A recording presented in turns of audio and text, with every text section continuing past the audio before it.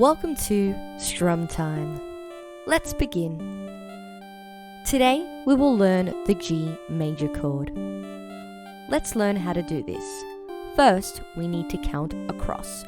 Fret 1, 2, and 3. Now, make sure you hold it down.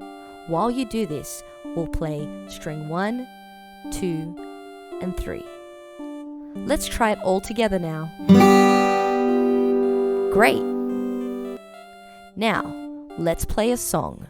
You ready?